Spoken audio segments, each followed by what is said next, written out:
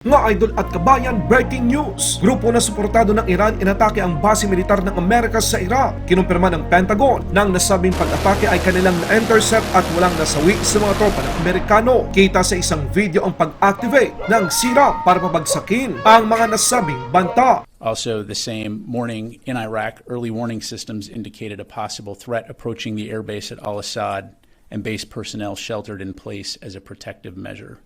Dalawang bihag ng Hamas na pawang mga US citizen pinalaya na. These two Americans are now safely in the hands of Israeli authorities in Israel. We expect a team from the U.S. Embassy to see them very shortly. Over the coming hours, they'll receive any support and assistance that they need. And of course, we're very anxious to be able to reunite them with their loved ones.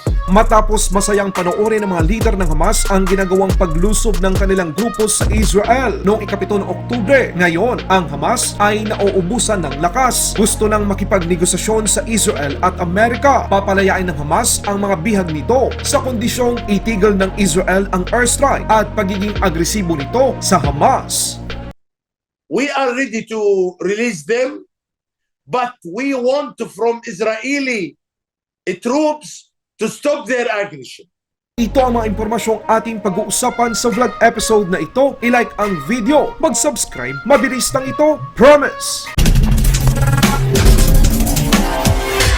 Ang mga puwersang militar ng Amerika sa Iraq ay tinarget noong Miyerkules sa dalawang magkahiwalay na pag-atake ng drone na nagresulta ng isang kaunting pinsala sa isang maliit na bilang ng mga tropang Amerikano. Ang opisyal ay nakipag-usap sa Reuters sa kondisyon na hindi magpakilala ay hindi sinabi kung sino ang pinaghinalaan ng mga pag-atake sa Al-Assad Air Base at Al-Harir Air Base. Ngunit ang Amerika ay nasa heightened alert para sa aktibidad ng mga grupong suportado ng Iran habang patuloy ang tensyon sa rehiyon dahil sa digmaan ng Israel at Hamas. Kita sa isang video ang pag-activate ng CRAM sa isang base militar ng Amerika, isang uri ng countermeasure ng mga tropang Amerikano upang supilin ang mga paparating na banta. Sa unang pag-atake noong Miyerkules, kasangkot ang dalawang one-way drone na tinarget ang Al-Assad base. Sinabi ng dalawang opisyal ng Amerika. Ang isa namang drone ay na-intercept ngunit nagawa pa rin sumabog at nagdulot ng minor injury sa mga tropa ng Amerikano at pagkasira ng ilang kagamitan. Ang pangyayaring ito ay kinumpirma ng Pentagon. And while I'm on the topic of threats, let me provide an update on the reports of several drone attacks against U.S. facilities in Iraq and Syria.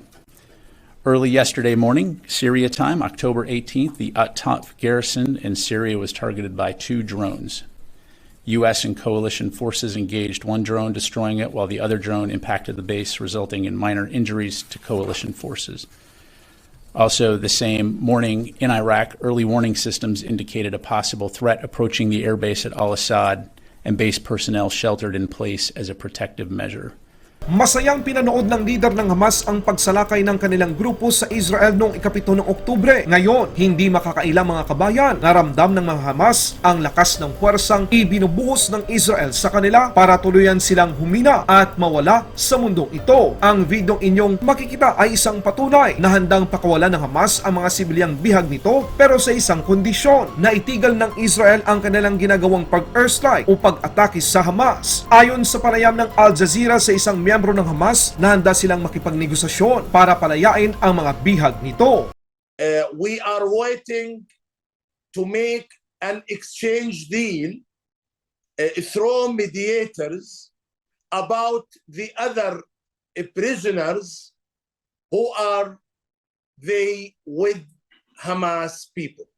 You know, we are not talking about civilians only.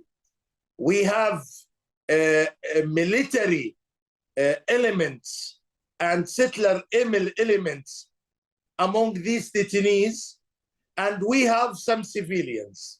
We are ready to release who are civilians.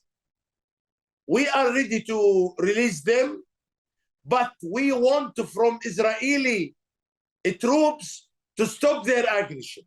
Breaking news mga kabayan, dalawa sa mga bihag ng Hamas na pawang mga sibilyan mula sa Amerika ay kanilang pinakawalan. Ito ay matapos ang ginawang talumpati ni President Biden ng patuloy na pagsuporta ng Amerika sa Israel. Ramdam na ng Hamas na hindi nila kaya ang lakas at puwersa ng Israel Defense Force. Ang inyong nakikita mga kabayan ay ang aktwal na video. Si Judith at Natalie Ranan ay pawang mga American citizen na dinukot ng Hamas noong 7 ng Oktubre sa Israel at kanilang pinalaya kaninang araw lamang.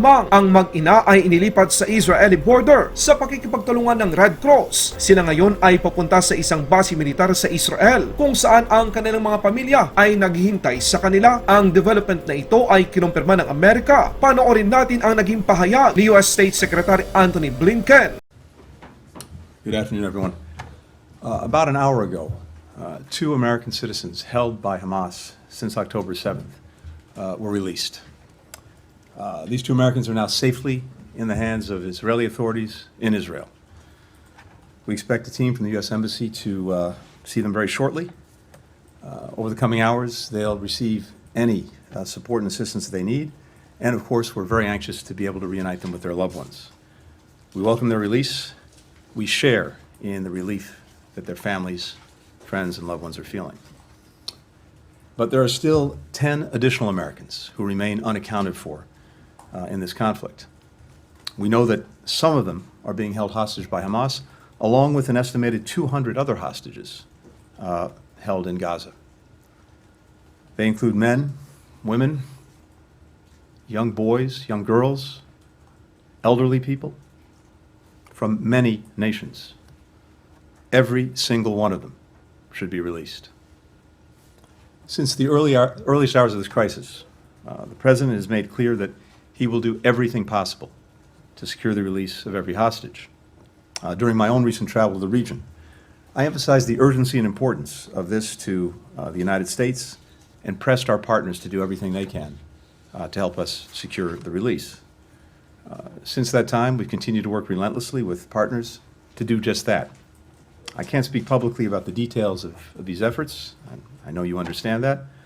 But the urgent work to free every single American, to free all other hostages, continues, as does our work to secure the safe passage out of Gaza for the Americans who are trapped there. In this particular instance, I want to thank the government of Qatar for their very important assistance. When I was in Israel last week, I met with the families of U.S. citizens that Hamas has taken hostage. President Biden, too, had the opportunity to hear directly from the families. It's impossible to adequately put into words the agony they're feeling of not knowing the fate of their loved ones. Worrying relentlessly about them, for their safety, for their security, for their well-being. No family anywhere should have to experience this torture. What I shared with the families, as the President did as well, is that the entire United States government will work every minute of every day to secure their release, to bring their loved ones home. They have my solemn pledge, those who continue to have loved ones held hostage by Hamas, that we'll continue to do that, working as though these family members were our own. Laban Pinas.